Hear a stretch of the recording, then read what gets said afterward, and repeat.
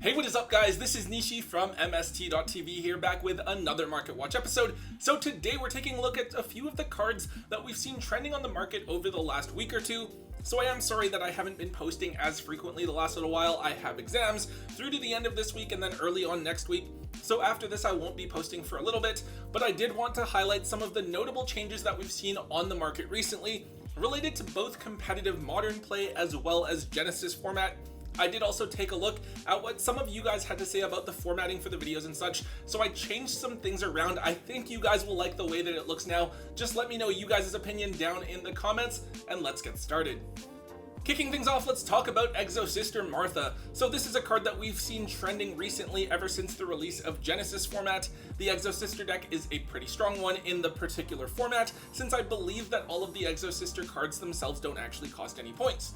This allows you to play them with a ton of different hand traps, and they're actually able to function very similarly to how they do in modern format. Now of course, Martha is the card that allows Exo Sisters to be as viable as they are. She can be special summoned from hand for free along with a copy of Ellis from your deck, but then you're locked into Exo Sisters for the rest of the turn. Of course, this is fine since the deck only really goes into Exo Sisters like 90% of the time anyways. Now, beyond the deck seeing play in Genesis format, we are actually getting some new Exo Sister support in Burst Protocol as well. They have a new spell card and a new rank 4 Xyz. I believe the support's actually ridiculously good for the theme. I believe the Xyz is essentially an Omni Negate, which is crazy. Because of that, a lot of the Exo Sister cards are getting a ton of hype, especially high rarity printings like the QCR Pax and Magnifica from Rarity Collection, and then a lot of the collector's rares from Grand Creators as well. However, most of the Exo Sister cards were also available in very budget accessible rarities. Martha is the exception because it has much more limited availability than the other cards.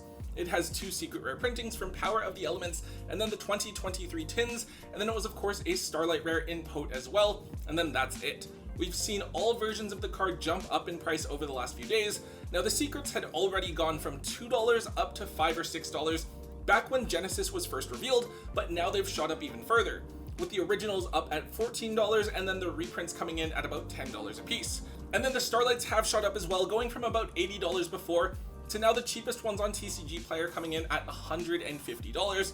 I feel like because Exo Sisters are such a popular archetype, we have to assume that they're going to be a popular deck for people to play, even if they aren't the most competitive. However, that said, I could definitely see Konami giving a bunch of the Exo Sister cards a reprint, especially with Michaelis due to be getting an alternate art probably sometime within the next year or so. With this one, if you are wanting to play Exo Sisters, of course you're going to hold on to your 3 copies, just in case, but definitely consider moving your extra copies while they are seeing a bunch of hype, since that reprint is very likely going to be coming closer to the release of Burst Protocol. Up next, I do want to talk about a card that's basically bottoming out, it feels like, and that's K9 Izuna. So this was the chase card out of Justice Hunters for a while there, since they were basically about $60 to $70 early on. When the box first came out, I actually remember when these had dropped to around 40, I picked up another few copies at like 30 to 35. I felt like it was a steal at the time. However, the card is actually seeing much less play than I think a lot of players were really expecting. Izuna is of course a pseudo hand trap. If your opponent activated a monster effect in the hand or graveyard this turn, you can quick effect to special summon this and then dump Lupus to the graveyard. This lets you bring back the Lupus and then make a rank 5 Xyz during your opponent's turn. However, while the card is still something you should keep in mind while you're playing against something like Crystron K9 or maybe Pure K9, the card hasn't been nearly as dominant as people have been expecting. The cards were really strong over in the OCG and performed really well, but it seems that they don't really do very much against the Mitsurugi cards, which the OCG didn't get until much later. At the same time, Ash and Called by the Grave are cards that it seems like everyone is playing in the main board, and these let you bring out Izuna, but stop the Lupus and subsequent Xyz play, making them pretty bad. This is even worse when you consider that a lot of people are also running Triple Tactics Thrust somewhere in their list, so just playing Izuna as a random hand trap kinda means that you could be opening yourself up to getting hand ripped by talents, and then you're basically playing the game with just 3 cards. Anyways, because of this, Izuna is basically at an all-time low. The Ultras are down at only $20 each, the Collector's Rares are at $40, and then even the Starlights are down to around $65 to $70 per copy. That said, the card is basically brand new and definitely feels like it shouldn't be reprinted anytime soon. And at the same time, I think that even though the K9 cards aren't particularly powerful right now, there's definitely a chance that they'll be strong moving into the next couple of formats. That said, I think if you can get these at around $15 each, maybe even like a set, anywhere from that $40 to $50 range, that's actually not a bad pickup if you want something that has the potential to go up in price over the next several months. Alright, here's a random one that I feel like is worth making a quick note of. It's Basal Rose Shoot. This is a quick play spell for the Black Guardian cards, and basically it lets you special summon a Rose Dragon from your hand or graveyard. Very importantly, this card is searchable with Rock's Rose Dragon on summon, so this means that the Rose Dragon cards are really good at giving you multiple bodies that you can make synchro plays with.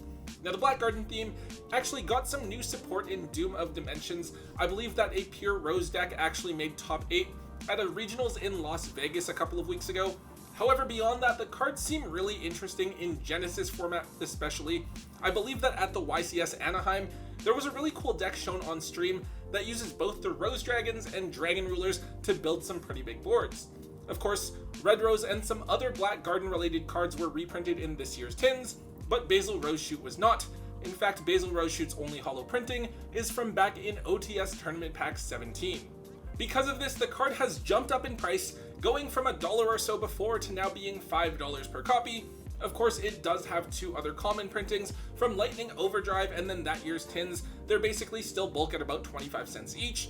With this one, it's not like the card really needs to be reprinted, so I don't think that would happen anytime soon, but it's just something that I think people will want in order to hollow out their decks. However, I don't know how popular it is that Rose Dragons really will be. In Modern, they're not going to be too much of a thing outside from locals or maybe regionals, though they might be a pretty cool Genesis deck depending on how the upcoming point change shapes up. Overall though, this is probably the type of card that you want to dig up out of your foil bulk and try to move while it is worth a little bit of money. Okay, so here's an interesting one. It's Despian Luluwalilith. Now, this card is a pretty interesting one. It's a level 12 synchro that requires a level 4 tuner. Now, this is a really situational card with an ability that lets you negate the effect of one face-up card on the field if a card leaves the extra deck. It also lets you summon a light spellcaster from your hand or deck with equal attack and defense if this card was sent to the graveyard during this turn. So it can bring out a copy of something like Blazing Cartesia or Incredible Ecclesia.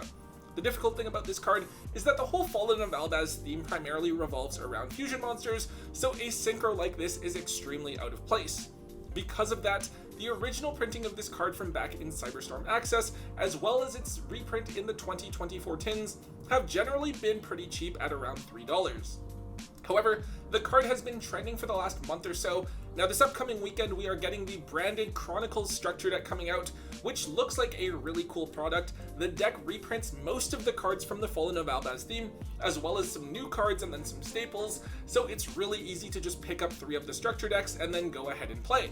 However, Luluwalilith is one of the cards from the theme that is not reprinted in the deck itself, so if you want to have all of the branded cards available to try and play or collect, you need to grab your copy of Luluwalilith separately. Because of this, we've seen a really big jump in the prices of both of the secret rares, going from $3 before to around $15 to $17 each. Now the tin reprint was as high as the original at one point, but the reprints have now cooled back down to around $14, while the originals do remain up at $17. And then of course, the Starlight rares have jumped from $70 before to now being $125 as well, since branded players apparently love to bling out their decks.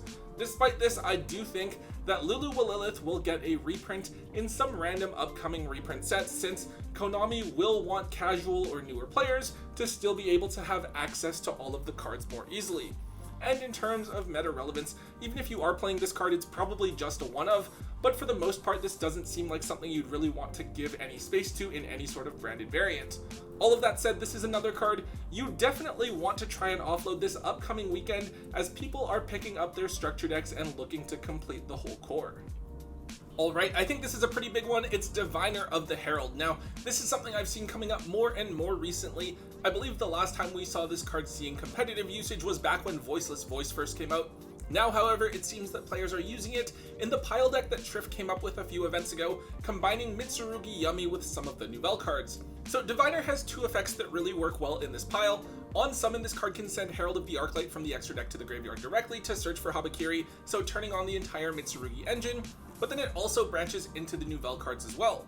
when you activate Habakiri's effect, you can summon Saji and then tribute the Diviner. So you get Saji's effect still to search for Mitsurugi Ritual, but when Diviner is tributed, it special summons a level 2 or lower fairy from your hand or deck. So they summon out the Poissonniere, the level 1 Pendulum from Nouvelle that can search for any level 1 ritual monster on summon. So yeah, Diviner is essentially this like crazy starter for the pile deck, though maybe players are experimenting combining it with different combinations of engines to see exactly what it is that really works well together. Now with Diviner, the card does have a few different printings, but they're all fairly annoying to get. This card has 2 secret rare printings. The original from Lightning Overdrive went from $5 before to now being $10 a piece, while the 10 reprints have gone from $3 up to $8. The card did also get an ultra rare printing in Battles of Legend Terminal Revenge. Those copies are going to cost you about $5 each, and then after that we also have the ultimate rares from one of the OTS tournament packs. They were pretty cheap, coming in at about $10 before, but they've now doubled in price up to around $18 to $20 per copy. Now, when it comes to what to do moving forward, I really don't know with this one. I don't think Diviner needs to be reprinted anytime soon, and it's always been the sort of card that was going to be abusable by some sort of deck and could always be useful in something, but at the same time, I know it's seeing play technically right now, but it's not really being used all that much, as people have sort of pivoted off of the Nouvelle stuff a lot. That said, my default is to say that when the card is seeing hype, we should be selling it. So I guess that's what I would try to do if I had any extra copies of Diviner. At the same time though, I really wouldn't be mad if you said you wanted to hold on to these because they have upwards potential. And finally, one last card I want to take a look at for today is Lopter, Shadow of the Generator Bosses. Now this is a pretty cool card, of course, for the Generator deck. Most of the generators are level 9, so this is a cool level 4 monster that gives them a way to actually use their normal summon. But basically, you activate this card's effect and tribute a generator monster, which could include itself, to special summon a level 9 generator with a different name from your deck. So basically, the idea is that this card can toolbox anything you want out of the deck, and while it came out late and never really made generator relevant in the TCG, it has proven to be very useful in Genesis format. The generator deck itself doesn't have any points assigned to it, so what some players are trying out is using all 100 of their points on True King of All Calamities to lock your opponent out of playing the game anyways, and just trying to turbo out generator monsters as quickly as possible, which is obviously the deck's entire purpose. Because of that, we have seen Lopter spike in price. The card has been extremely volatile since the card has only one ultra rare printing from back in Eternity Code. It has never been reprinted. Before Genesis format was revealed, this card was around a $6 to $8 card. However, almost immediately the card jumped up to over $20 per copy and was actually moving around that price, but the card has now settled back down to about $13 each. With this one, especially with so many eyes all on all of the Genesis stuff now, it seems inevitable that Lopter will be reprinted sometime within the next few months, as Konami wants to appease a lot of the Genesis players. However, whether or not it remains meta relevant is definitely going to depend on if Konami decides it's worth assigning more points to the generator cards, since if they don't, Generator will probably continue to be a top tier strategy. With this one, unless you are playing Generator and you're really dedicated to playing the deck in Genesis format, this is a card you'll want to dig up out of your bulk and try to offload while it is a very highly sought after card. Alright guys, that is all I have for today's episode. I think it is going to slow down a little bit in terms of market movement for the rest of the year. We only have a couple of things coming out. We have Phantom Revenge, which isn't looking like it's going to be a very meta-relevant set. And then we do also have the legendary 5Ds decks, which are delayed by a couple of weeks. I think those aren't coming out until a couple of weeks after YCS Pittsburgh. And they aren't bringing too many relevant things either, except for maybe that Mulcharmy Meowls reprint, which I think a lot of people will be happy with. Anyways guys, if you did enjoy today's Market Watch episode, please make sure you let me know by hitting that thumbs up button. Make sure you leave a comment in the comment section down below. Let me know if you guys like the updates from today's video, what you like about the video, what you didn't like, so I can change it if I do need to in the future. And of course, if you haven't already, make sure you hit that subscribe button. And until next time guys, don't forget to hold on to your MST.TV.